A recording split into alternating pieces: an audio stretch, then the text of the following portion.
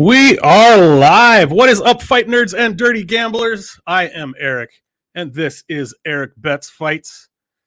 You guys could have done just about anything with your Thursday night. You could be anywhere. You could be hanging out with not me, but here you are. And this is going to be a party, folks. Here's what we do on Thursday nights. This is a show called Big Money Bets. The way I look at it is like this. You've probably spent the week, doing your research, watching tape, listening to podcasts, watching YouTube breakdowns, that kind of thing, figuring out what bets are like the smart bets to make, figuring out the smart places to put your money. And, I've done that all week. My guest tonight has done that all week. But once we get to Thursday night, the fights they're less than 48 hours away now. And we want to just let our hair down, loosen that tie up a little bit and have some fun. And that's what Big Money Bets is all about. On this show, we are going to be sharing our favorite parlays and props. You've probably Lou Betches here. How's it going, Lou? I am here for not smart bets. Well, that's what you're going to be getting, homie. And you may notice that I don't start this show off with a recap. Well, that's because we're given lots of big money props and that sort of thing that are not terribly likely to hit. I did hit one prop last week. Unfortunately, it was my smallest one, though. It was the Andre Fialho KO round 1 plus 600. Anyway, we won't get into that, but that was the only one I hit last week. But so my guest and I will go through our favorite 2-leg parlay, our favorite 4-leg parlay, our favorite 6-leg parlay, and then we will also share a few crazy big money props that we want to take a look at. Speaking of my guest, I'm going to bring him in just a moment here. He's kind of a newer guy in the MMA capping and content creation community. He's a guy who's been working his ass off both on YouTube and also with the newsletter that he does. I won't get into it too much. I'll let him tell you a little bit more about that, but we're going to go ahead and bring him in right now. His name is Mike. He goes by PostmanPicksMMA. How's it going, Mike? What's up, Erik? How you doing? I'm doing great, man. It's really great to have you here. How are you feeling tonight? I'm good, man. I'm good. I just got done with my show, so I'm like primed and ready to go, man. Heck yeah, fully warmed up. Yeah, I watched your show. I had a good time. If you've never checked out Mike's YouTube channel, make sure you do that. He just did his full card breakdown with his guest Rips and Picks today. They did a great job. Shared some really good analysis, some really good picks there. So make sure to check that out. Mike, before we jump into the bets here, why don't you take some time to just kind of tell the viewers a little bit about kind of who you are, how you got into this, whatever you feel like sharing about yourself. All right, man. So I am a architect by trade. I design and build giant buildings. No, I'm just messing around. I'm a mailman. I'm Postman Picks. I gotta be true to the brand. It's funny because I've actually had quite a few people, ask me like, "Are you actually a mailman?" And I'm like, "Wouldn't it be kind of weird if I wasn't?" You know what I'm saying? If I hopped on Twitter and said, you know what a good name would be? Postman Picks MMA. And I wasn't a mailman. So, yeah, man, I deliver garbage for a living, basically, because everyone just throws everything out that I deliver. But I've been doing that for like 3 years. I've been in the UFC for forever, man, since I was young. Like I kind of told a little story on my show how the very first fight I ever saw was actually Clay Guida, and I can't remember who it was against, but because I was a young kid and I was flipping through channels, and I was like, what is this? Like I saw two guys just punching each other, wailing each other ahead. I'm like, what is this? I'm like, this is awesome. And then my mom walks in and goes, you can't watch this, turn this off. So I was like, so then I didn't really start getting into it until later on in life, probably 10 years ago or so. But ever since, man, I've just been watching. I watch every single UFC card, any card I can get. I got into the gambling aspect of it like a little later on, just here and there. When I first started, I was completely awful, like probably most people were, because I didn't really understand it. When I would see lines and I would be like, if you play like a favorite, I'd be like, why am I paying more money? I'm like, I don't get this. So I'd play like all underdogs and all like parlays and stuff, and I would lose everything. So I think I've finally got the hang of it now. Nice. Yeah, dude, the first fight that I ever bet on was Randy Couture versus Chuck Liddell. I think it was their second fight. And I had absolutely no idea what money lines were, how the betting odds worked, nothing like that. I just clicked on the guy that I thought was going to win and I typed in $50. I had no idea how much I stood to make, and it sounds like it was kind of the same for you. Yeah, I had no clue. I was just like, this is the guy that I think is going to win.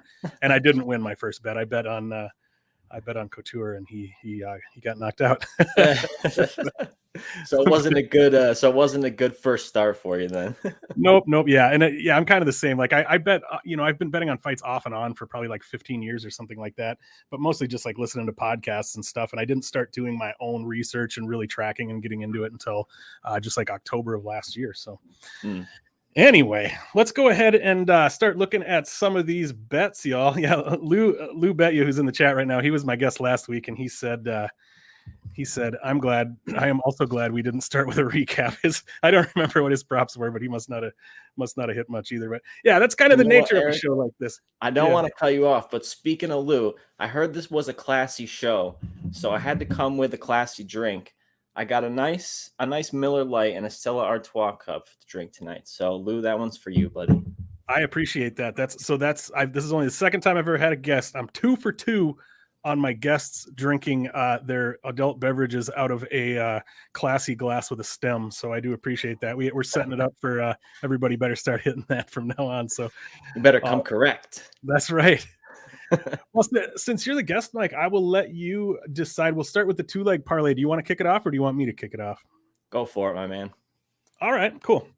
So yeah, obviously this is such a greasy card. We talked about this same thing last week. It seems like this is just the way it's going to be now that these lines just get steamed so crazy where, I mean, yeah, if you're putting together a parlay and you're trying to pick like your most confident picks, it's pretty obvious who those are going to be on this card. But if you parlay the minus 1,500 and the minus 2,500 or whatever, you're just not going to get any return on it. So I stayed away from Dean Barry and Romanov just because you just don't get any value out of that. So I did, however, I'd prefer to stay away from a line like this too, but I did decide to go with Tyson Pedro at minus 600 in my 2-legger.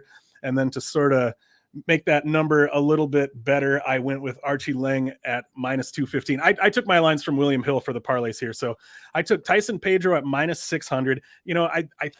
I think Pedro's going to cruise here. There's some concerns about him being off for a while and that kind of thing, but I don't think it's going to matter that much. I think if he wasn't ready to come back, he wouldn't be back, And then Archie Lang, I just don't think his opponent is all that good. I don't even know if he really belongs at this level. And I think minus 215 is a pretty decent line on him. So when we combine those two together, we don't quite get even money, but we can get minus 141 on that. What are you thinking for your 2-legger, Mike? Well, the comment on yours, I don't mind it at all. Like you said, putting Pedro on a parlay, it's super sketchy because the price is so big and he's been on for 4 years, but he's fighting Ike Villanueva. Right. I mean, I just can't see I can't see a world in where that doesn't work out. So anyways, like you were saying, I also stayed away from those, the minus 2,500, minus 1,500. This is called big money bets. We're not here to put those in parlays. This isn't what this show's about. No. So for my 2, I don't know what the exact individual lines were because I just wrote down the parlay price. But cool. So for my 2, I also have Archie Lang as the first part. I just think he's gonna walk through this guy. I mean, it's just as simple as that. And then I put Andrade in it as well. I think she's got a good shot to win this fight. Lemos early, maybe, but as the fight gets longer, I think Andrade is going to take over and probably be able to finish her. So those 2, I did get over even money. So that's plus 112 for those 2. So I'm feeling good about that one. Yeah, no, I think that sounds good too. I may be that's the fact that you had Andrade in your 2-legger is a nice parlay into my next parlay here. So my 4-legger. So obviously we're just, for those of you who haven't watched the show before, we give out the 2-legger and then we just tack on 2 more for the 4-legger. So we're building from there. So the 4-legger is going to be Tyson Pedro and Archie Lang from the 2-legger, and then I'm adding Jessica Andrade at minus 200. I have some of the same thoughts that you have. Lemos is definitely a dangerous fighter. It's not like Andrade is going to walk through her, but when it came right down to it, I just had to lean on Andrade I mean, she's been in there with everybody. She's fought in the UFC like 20 times. You can't really give her anything she hasn't seen before. She's only been beaten by the very best competitors in her division. And is it possible that Amanda Lemos is that level and is going to be one of those elite competitors? It is, but I just don't know if she's there yet. And one thing that I think that people kind of lose sight of because she's been around for so long and we've watched her grow up right in front of us is that Jessica Andrade is only 30 years old. She's likely in her prime right now. You know, I mean, she is, if I'm not mistaken, I think she's knocked out 5 opponents total in the UFC, and 4 of those KOs were her last 4 wins. So, you know, even after fighting in the UFC, you know, like 15 times or whatever, and only getting 1 KO, and all of a sudden she's gotten 4 of them in a row. Not in a row, she lost in there, but you know, her last 4 wins were KOs. So I think that she's, you know, I think that there's some evidence there that she's in her prime and is really starting to put it all together. So I did put her in there at minus 200. And then this is one that I don't feel super like. Looking at the fight, I do feel confident. She is somebody that I don't like to put my confidence in too much, but it was so hard to find legs for these parlays that I liked without going to the huge numbers. So I threw Maycee Barber in there at minus 170. You can't always trust her to do the things in the cage that she should do, but I think that she's going to have a big strength and physicality edge over her opponent here. I think that as long as she's able to keep from getting taken down and spending tons of time on the ground, which I think she's going to have she's got a decent takedown defense rating, and she has the strength and the physicality, I think, to keep herself from being controlled too much in the fight. So hopefully she'll come through. And with those 4 together, we end up with plus 307. What do you think, Mike? Not bad. You're talking about parlaying into other parlays. I'm going to parlay back at you because I also have Maycee Barber in my second line here. Pretty much echo everything you said. I think she's going to be the more physical fighter. As long as she can put it all together, which she's in her recent fights, you know, she's showing that she is able to put it together a little more. I think she's going to be able to out physical Montana in this fight. Montana's real chance in this fight is to get it to the ground. And if she's not physically strong enough to get Maycee Barber to the ground, I don't think she really stands much of a chance. So, so I got Barber as the third one. And then the fourth one on that is going to be my guy, Lando Venata. And I haven't seen a lot of people with strong takes on this fight. I feel like I'm the one with the strongest take on this fight. I think Lando down at 145. And, you know, I'll admit, maybe I'm taking too much from his last fight when he went down to 145, but I think he looked awesome. Like, he looked completely awesome. I'm pretty sure he's still also only 30 years old. So, you know, he still has room to make improvements in his game. And the big thing in this fight that I think, if he decides to go to it, he has the wrestling in his back pocket. He can take this fight to the ground. Jourdain has shown that he can be taken down. He's been taken down by pretty much everybody he's fought. You know, I don't know if he's going to be able to control him on the ground, but if he can mix in his takedowns with his striking, and I think he has superior movement, superior speed. I think something tells me Lando's going to make this look easy, and I'm going to look really smart, but it'll probably go the other way around, and I'll look pretty dumb. So we'll see how it goes. But with those 4, it comes out to plus 522 for the 4-teamer. Nice. I like that. Yeah, you went with somebody at pretty close to even money there. And yeah, mine's only plus 307 on the 4 leg, so you're kicking my butt there. We got a question from Lou here. Let's take a look at this. So Lou says, actual question for the show, if I may. Which of the 3 ridiculous faves has the best chance of losing, and why? What do you think there, Mike? So we'd be looking at what? Romanov, Barry, and Tyson Pedro? Yeah, Romanov, Barry, Tyson Pedro. I think the logical answer would probably be Pedro, just because of the 4-year layoff. We don't know what we're going to get. It's always a big question mark when you got guys coming off, you know, big layoffs like that. You don't know what they've really been up to. You don't know how they're going to look when they come in. You don't know how they're going to take a shot. Those are all big factors. But I'm going to say Romanov. I'm going to say Chase Sherman gets this thing done. All right. Yeah, well, we're going to end up with a little bit of discussion on all 3 of them then, because I would actually maybe lean Dean Barry here, simply because, like, Dean Barry tends to come out and get that really quick finish. Mike Jackson is obviously not very good. You know, that's no secret. And I think it's pretty likely that Dean Barry comes out and gets that first round finish again. But if he doesn't, if Mike Jackson is able to hang out and, you know, into the second round or even into the third round, what does Dean Barry look like? We really don't know. So I think, you know, this is a spot where you're essentially like, I haven't put anything on Mike Jackson, but the way I kept breaking down this fight in my head was thinking, like, if somebody said to me, All right. You're going to like a local or regional MMA promotion with pretty low level fighters. And I'll give you plus 750, plus 800 on either one of them. Coin flip. Doesn't matter. I think if you take that, that's probably a winning strategy over time, right? Like just taking anybody at plus 750 when it's a couple of low level sloppy fighters. I don't know. Yeah. Like, I definitely lean Dean Barry to win here, but there's just so much we don't know about him, you know? Yeah. I mean, I would, that you make a lot of good points, but like the thing is like, I don't think Mike Jackson is actually an MMA fighter. I think Right. He's not. like No. it's like even though Dean Barry, he's low level, he's got a he's 4-1, he's younger. Like I think of the two, it's pretty clear that he's the actual fighter of the two, but this is a fist fight. You know what I'm saying? And anything can really happen in a fist fight. So I don't know. It could be. It is sketchy. That's for sure. You couldn't pay me to lay minus 1,500 on that. There's no way. Right. So Lieutenant Dan here asked if we were just going to be looking at UFC. Yeah, we didn't plan to look at any Bellator stuff here. I actually haven't done it. I don't know if Mike has. I haven't done any tape on the Bellator or anything. I mean, I've listened to some breakdowns and stuff, but I pretty much just stick to UFC for my actual research, and I think Mike does too. Basically, just because that's all I have time for. I already spend so much time researching the UFC cards that my wife would kill me if I started researching Bellator and LFA. And I'll do PFL a little bit sometimes if I have time, but anyway. Yeah, it's the same. It's the same over here. I mean, most of the time when I'm doing my research, it's late at night. I'm starting at like 8 o'clock, going to like 1 a.m. because it's after the kids go to bed. She's either in the room, she's studying for her classes or something like that. So that's when I get the time. But if I had to try and do anything else, as of right now, that's not happening.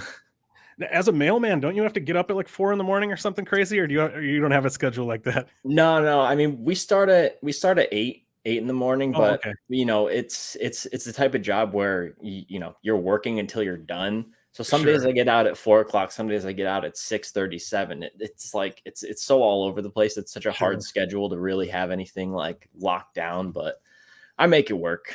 Yeah, awesome. Yeah, Lieutenant Dan says the UFC card was so thin this week that I shifted my focus to PFL, and the 2 Bellator cards for bets had half unit tracked profit in the PFL, but hit huge untracked bets, including Manfio around 3 plus 2,800. Yeah, that's awesome, Dan. Honestly, that if I wasn't concerned about the content creation aspect, and like having people kind of expecting me to get, not like there's a bunch of people clamoring for my content, but like people expecting me to put out the breakdowns and stuff.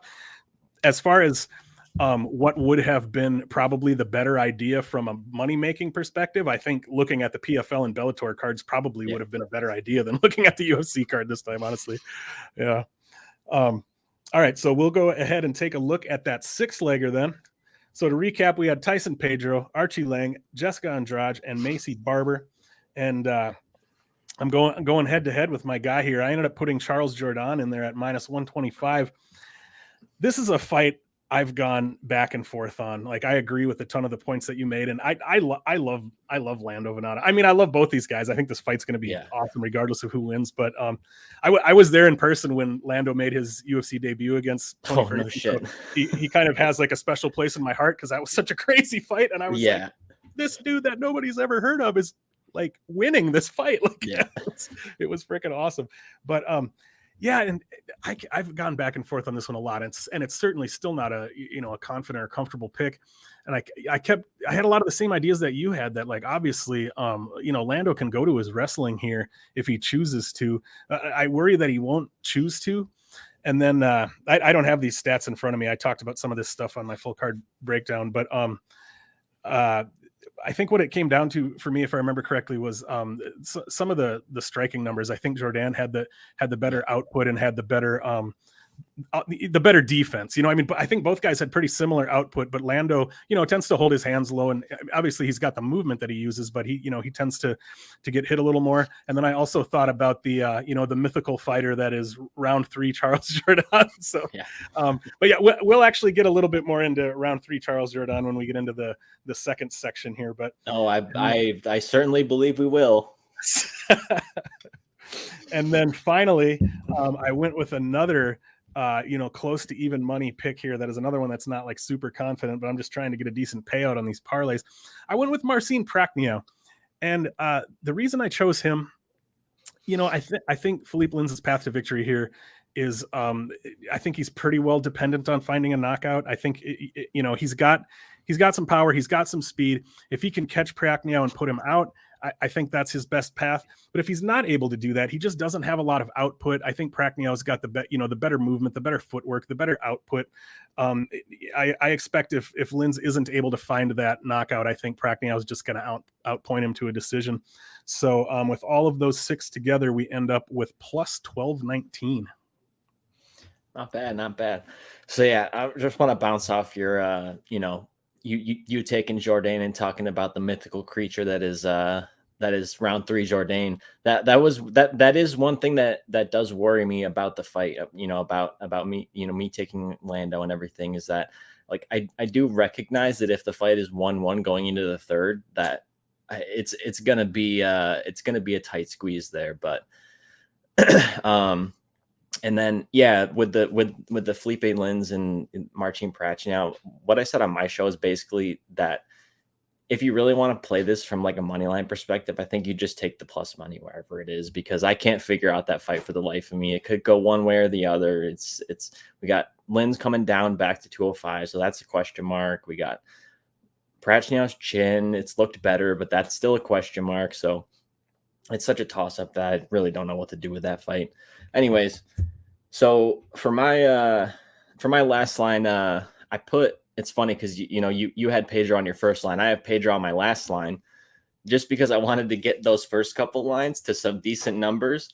So I put Pedro on the last line. Like I said, I think he's taken out Ike Villanueva. It's so hard to see him not winning this fight that it just makes sense. And he's obviously, of the 3 huge favorites, he's at the lower odds, so it makes sense. And then I had to put my guy Claudio Puelles in there too. I already made a straight play on him, so I might as well throw him at the back end of that as well. I do recognize that Clay has a legitimate path to victory here. Puelles doesn't deal with pressure well, and he's there to be taken down.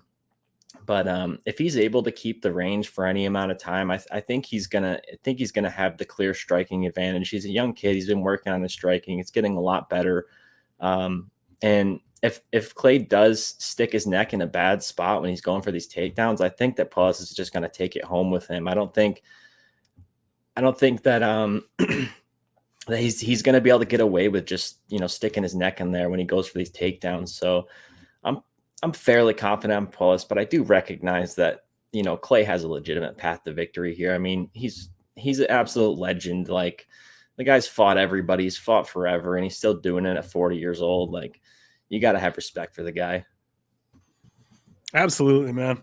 And yeah, that's one of those fights that, I don't have a confident pick on that fight, because it's hard to even know. With most fights, you can at least figure out kind of like, all right, I think I know what fighter A is going to try to do and what fighter A wants to do, and I think I know what fighter B wants to do and is going to try to do. I'm not even confident that I know that here, because Clay might choose to try to box for the entire fight. He might choose to look for takedowns himself, even though that might not be the smartest idea. Sometimes Clay will just all of a sudden decide he wants to take somebody down that he maybe shouldn't be taking down. I just can't even imagine. I can imagine various ways that the fight plays out, and I'm not confident in any of them. So that's kind of a stay away from me. But yeah, I think I forgot to give you what the payout is on that. It's plus 1336 is the payout for that 6. So to recap it, it's Arichi Lang, Jessica Andrade, Lando Venata, Macy Barber, Tyson Pedro, and Claudio Puelles, and that's plus 1336. And those are from Bet Online. Nice. To recap my 6-legger again, it was Pedro, Archie Lang, Andrade, Barber, Jourdain, Prachnio at plus 1219. So yeah, we ended up in about pretty close, about the same area there as far as the payouts. So next, the next part of the show is where we, sometimes I call it highly improbable just because it's punny and fun, but this is the part of the show where we we share our favorite big money props, and we're not talking about props like Clay Guida by decision or something. No. We're talking. This show is called Big Money Bets, not Medium Money Bets. So that, like I said, I don't do a recap because most of the time it's going to be like, nothing hit. Well, that's the nature of these kind of props. But luckily, with these big money props, you hit one every couple weeks or something, and you're in the money. So that's pretty much what we're looking at here. You want me to kick this one off, Mike, or? I'll start if you don't mind. And we'll start with the smallest money and work up to the biggest. Yeah. Yep. So first one we got here, it's Macy Barber, Montana De La Rosa. Fight does not go to decision, and that's at plus 185.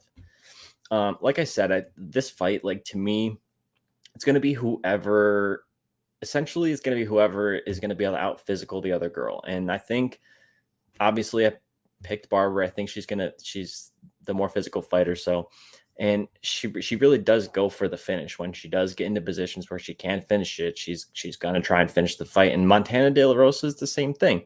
So if I'm wrong and Montana De La Rosa is able to get in top position and work her game, I mean, she's going to go for the finish as well. So at plus 185 for that not to go the distance, I mean, obviously it's a women's MMA fight. It's probably going to go the distance, but I think this one actually has a legit shot to hit.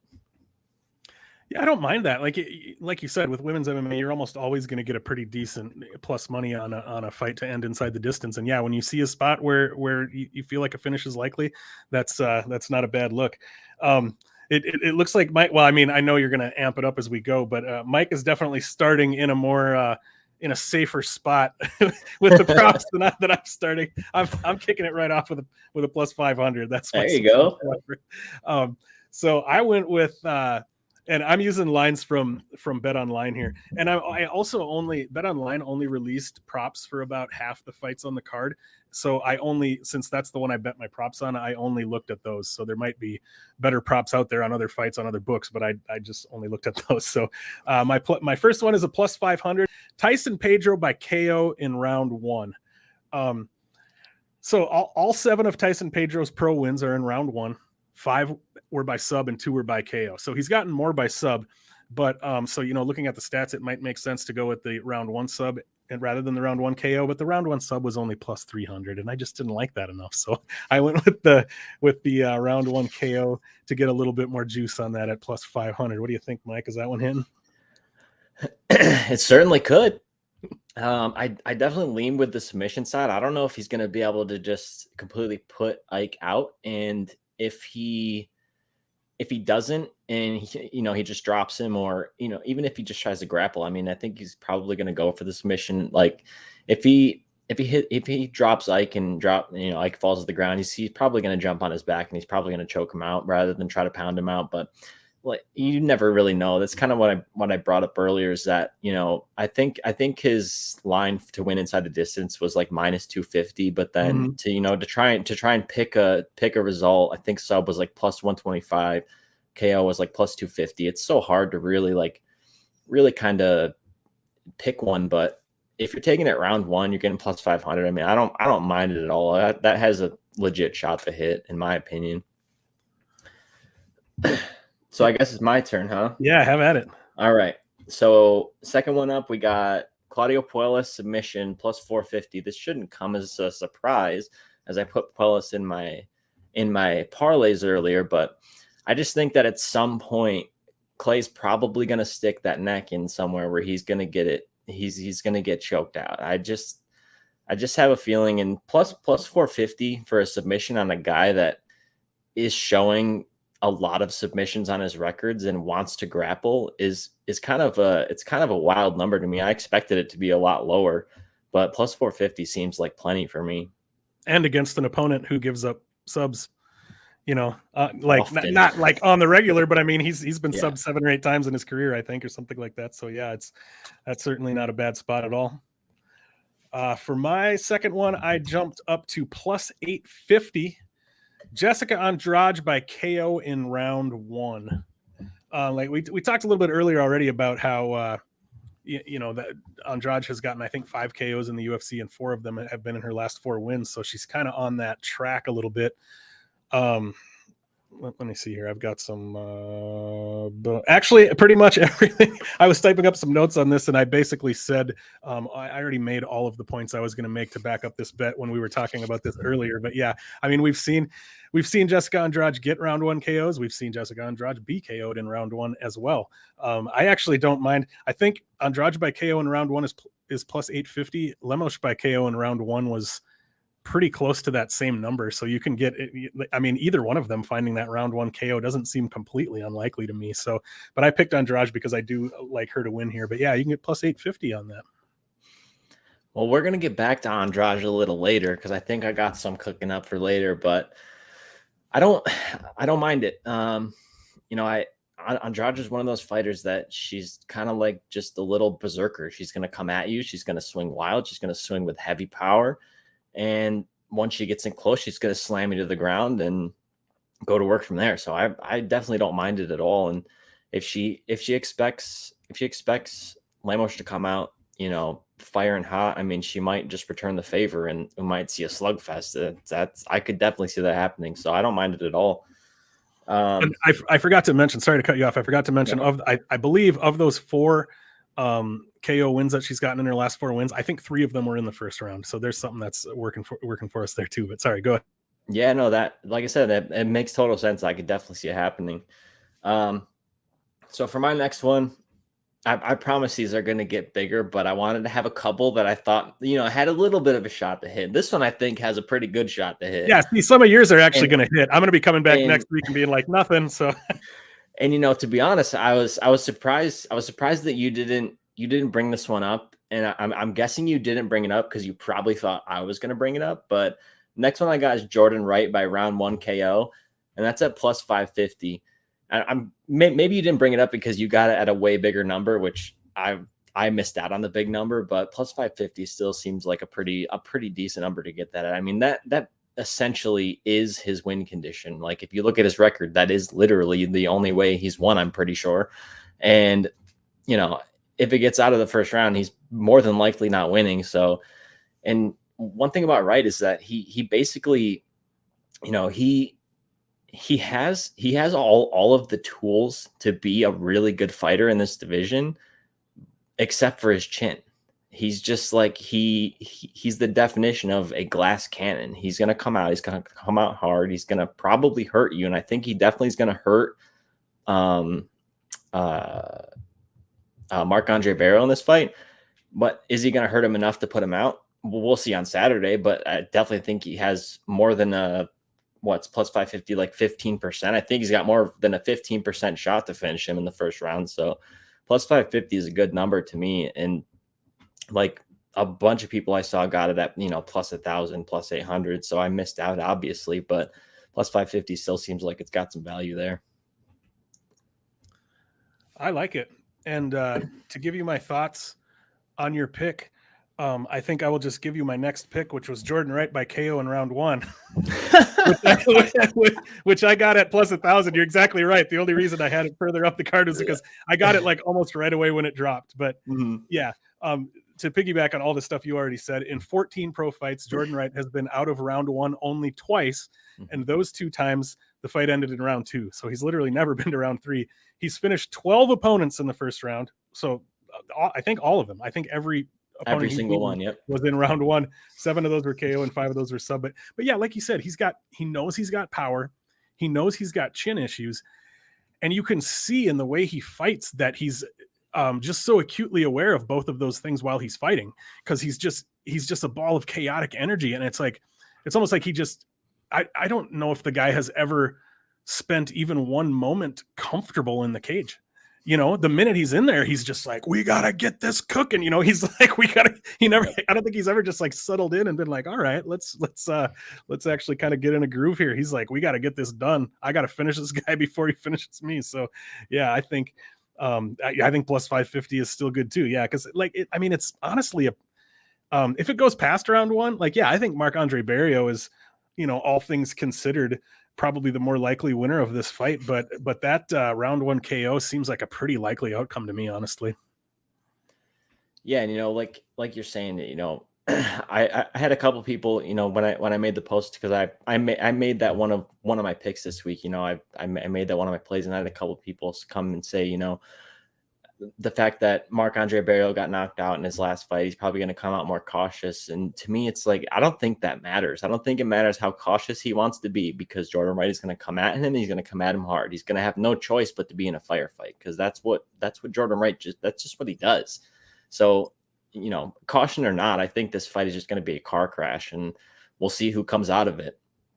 But yeah, so here's where mine start getting a little spicy. So my next one is going to go against a lot of what has been said on this show so far, and we're going to go with Ike Villanueva round 1 KO at plus 1050. To me, that's just similar to Jordan Wright. That's his win condition to me, because I don't think he has the ability to last long in fights. And if he has any shot, it's going to be to knock him out. I don't think it's necessarily going to happen, but at plus 1050, I mean, you're basically taking the fighter's win condition and turning him from, you know, plus 500 or whatever and basically doubling the price. So I don't mind it.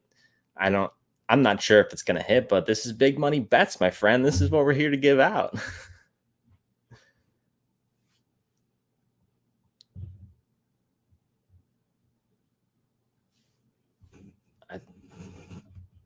I think I'm frozen here. I can't hear you anymore. Can you hear me? All right, hold on. Let me just back out real quick, and I'll come back.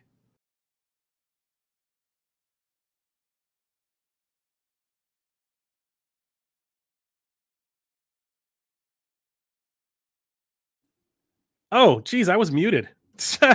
Silly me. That was my fault the whole time.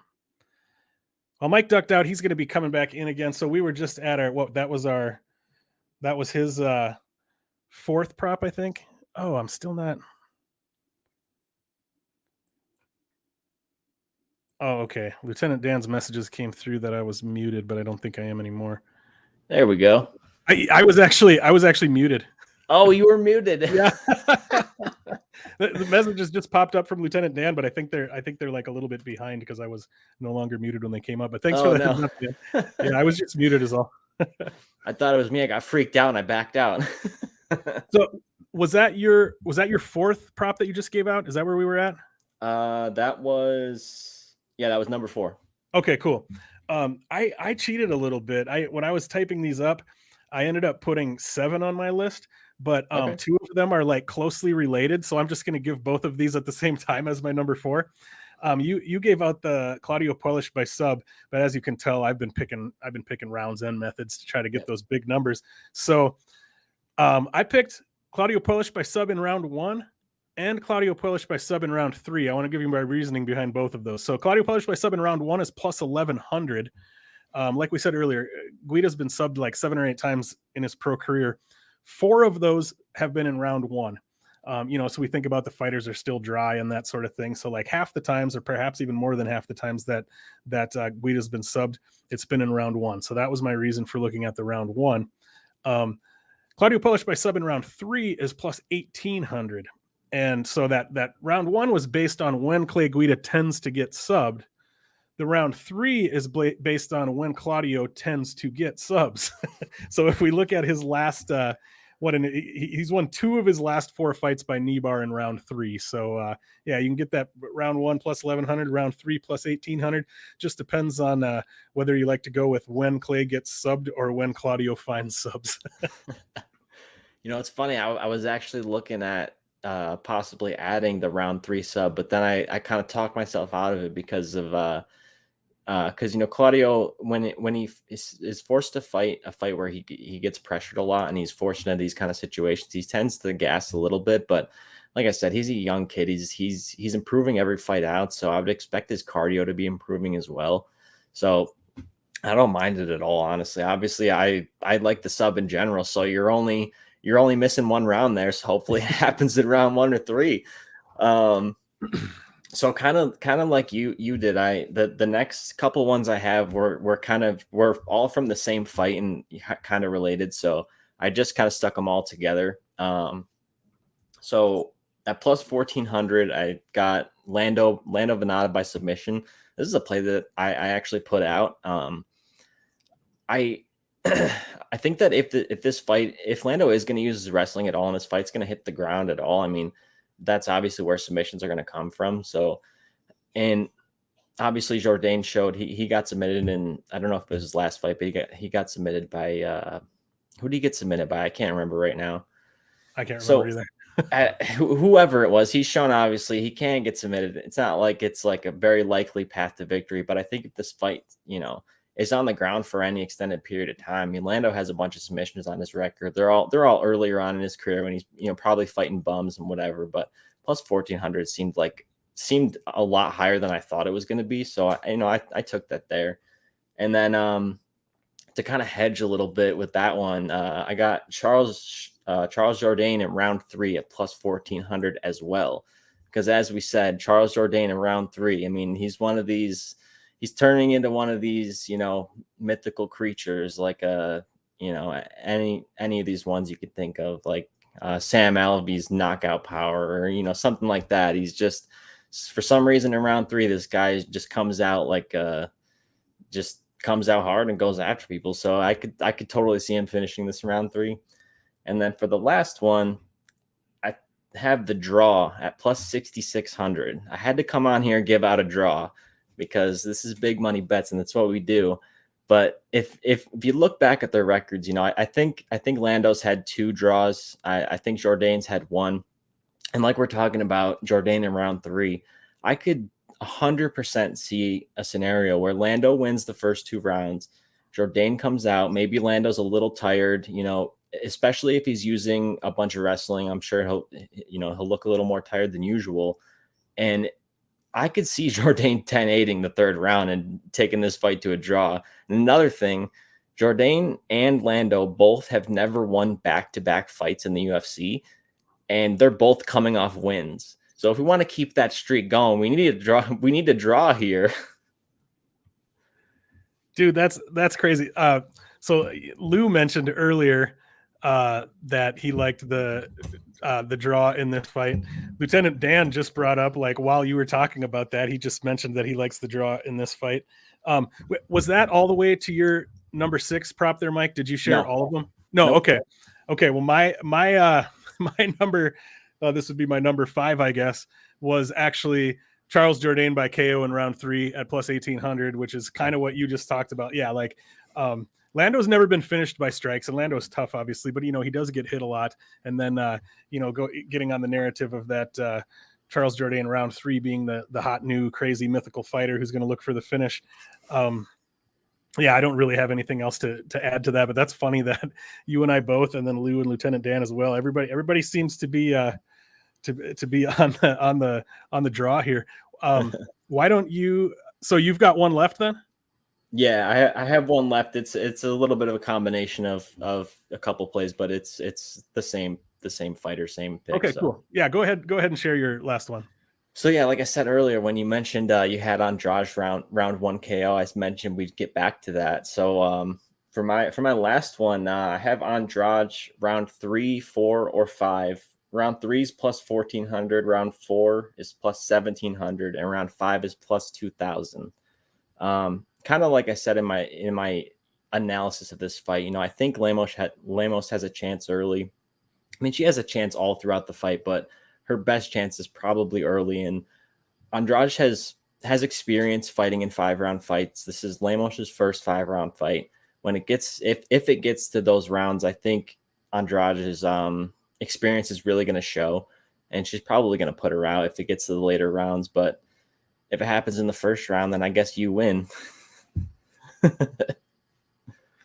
No, I like those shots. Yeah, I think this is, I've seen a lot of people, a lot of people are on about how this is just not a very good card, and I've seen people saying that this is kind of a lame main event. I love this card. Yeah, I do too, and I think the main event is awesome. You know, like I Yeah. get it, I guess from a more casual perspective, like they aren't like huge names or whatever. But man, I think that I think the main event is awesome. I think it's going to be a really fun fight. But yeah, I like that. I think Andrade finding a knockout is a pretty likely outcome for this fight. And she has gotten those early knockouts before, but I actually think it probably is more likely that it ends up happening later. But yeah. So my final you've probably already figured out what my final prop is here. It is Jourdain and Lando Venata goes to a draw at plus 6600. Yes, let's go. Let's get a draw here. Come on, we need one. So yeah, but all four of us are on that. So you mentioned this, I think, too, and Lieutenant Dan mentioned this. So like one path to this happening is Venata edges out the first two rounds, and then round 3 Jourdain gets the 10-8. There's one path to that happening. Another path to it happening, I don't think Lou is here anymore, he had to duck out, but another path to it happening, I think, is the Lou way, the yam bag method. Like these guys both tend to get pretty crazy. Like they're guys that like to have fun in the cage. You know what I mean? I mean, they're technical. They do fight with like reasonably tight and technical games. They're not like total chaotic wild men or anything, but they like to have fun in there and they like to get a little crazy. And I think the fact that they're going in there against someone else who kind of has that same mentality could even bring it even more out of them. So these guys might be getting wild in there. So nut shots, eye pokes, any of that stuff are very, very live, I think, when these guys really start going at each other. So yeah, I think the 10-9, 10-9, then 10-8 is one method that we could get to a draw here. We could also see fighter A wins one round, fighter B wins one round, and then we get a point taken in another round. So yeah, and kind of to bounce off that, like you were saying that, it could be, lose favorite yam bag situation, but they both throw a lot of kicks too, especially with the amount of like side to side movement, in and out movement that Lando uses. I mean, I could totally see one of Jourdain's kicks just getting there right in the right spot. So I can see that for sure. That's honestly not an angle that I had really considered, but I mean, that just adds to it, man. Yeah, but what you just said makes a ton of sense too. Yeah, that they're, they both like to use kicks. They both, and then like you said, Lando's always got he uses a lot of movement. He's kind of always on his bike, and yeah, like it makes a lot of sense that Jourdain could launch a kick and Lando happens to be moving this way, juking that way or whatever, and it catches. I mean, it could happen. Typically they're not going to take a point for it happening once, but the way these guys could come together, it's definitely something that could happen more than once too, for sure. So yeah, I haven't bet the draw here, but I think I might have to do it. I think we have to. Yeah. I mean, yeah, what everybody said it. What did Lieutenant Dan say? Just put more on the sub. That line is ridiculous. Jourdain has only ever been subbed, having been subbed twice. Yeah, that yeah, I forgot to comment on that one that you mentioned. It was Venata by sub at plus 1400, right? Yep. Yeah, and that's a crazy line. Yeah. Yeah, the that line's actually only available at Bet Online. If you look everywhere else, it's like plus 800, plus 850. So I was really surprised to see Bet Online had it that high.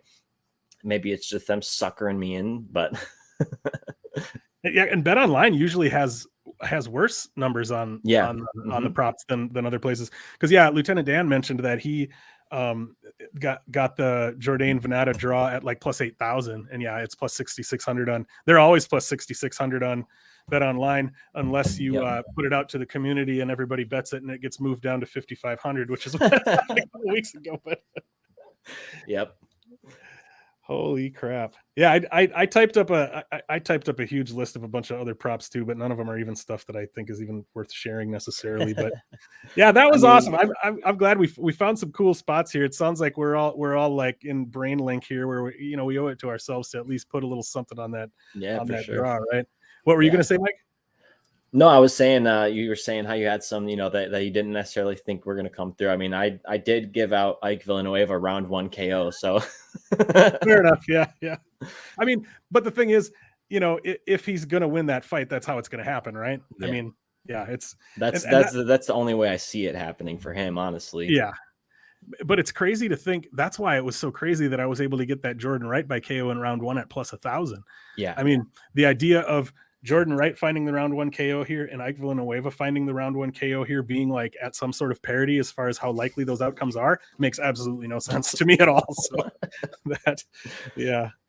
Awesome. I think we found some good spots here. I'm just hoping for once that this is the 4th episode of this show, and so far with my parlays, I haven't gotten past the 2-legger as far as anything hitting. So hopefully, I'm going to be able to hit more than just the 2-legger this time. And I do think we found some props that might work out for us. Anything else you want to add, Mike? Otherwise, you can go ahead and if you've got final thoughts to share, go ahead. Otherwise, go ahead and just kind of let us know what you've got going on each week, where everybody can find you and that kind of thing. No, man, like we talked about, man, you know, a lot of things have been said about this card, like, oh, this card, you know, this card sucks, and what, like, the UFC cards are, you know, taking it down or going downhill, whatever, blah blah blah. But I mean, I also had the same thought coming into this card, and then I started looking into the tape and started rewatching fights, and I'm like, this card is awesome. Like, this card has so many good fights on it. Maybe it doesn't have the biggest names, but as people that watch UFC every week and just want to watch fights, I mean, this card is great. It's gonna, I think it's really gonna deliver, and then we're gonna get on Twitter afterwards, and everyone's gonna be like, oh, this card was so amazing, oh my god. But man, yeah, but thanks for having me on, dude. I had a blast. You can find me on Twitter. It's right there at PostmanPicksMMA. You know, I give out all my picks every week. Throughout the week, you know, whenever I lock them in, I'll put them out, and then on Saturday I'll put out the final card. Lines obviously are going to be different, but if you follow me and you follow the stuff, then you'll get them all in real time. So I got a YouTube channel, PostmanPicksMMA. I just did a show tonight with my guy at Rips and Picks. He's a good dude. It was a fun show. And then I got a Substack, and it's all right there on the Twitter, man. You can find it all right there. I got it all linked. So just head over to the Twitter, and you can find everything.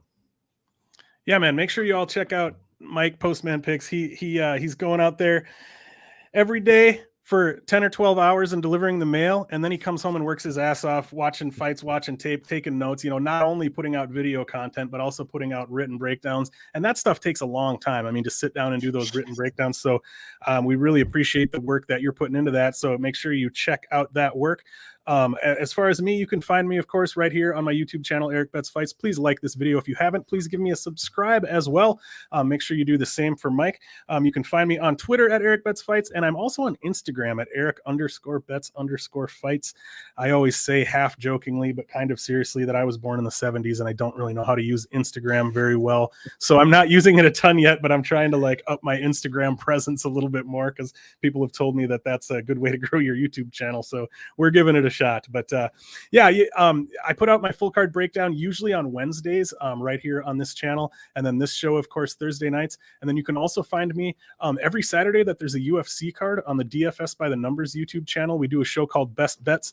There's a panel of 4 of us, me, Brady, Narco Cop, and Uncle Wheezy. 1 hour before the first UFC fight starts, we go through the entire card and share our favorite bets for each fight. So it's basically like a spot where you can stop in an hour before the UFC starts, get your final last minute degen plays, and then the show ends literally right as the first prelim starts. So it's your kind of last chance to get some spots to throw some bets in on. But anyway, that is enough about that. Thank you all so much for joining us. Thanks again to Mike from Postman Picks for joining us tonight. I am Erik with Erik Bets Fights, reminding you to never mind. I was going to say my catchphrase that I say at the end. I always say, play it smart, play it safe. We don't say that on this show because we're not playing it smart and playing it safe. So Let's never get mind. That Lando draw. Yes, we're going to be working for that draw, folks. Have a great night, everybody, and enjoy the fights this Saturday. Take care. See you later.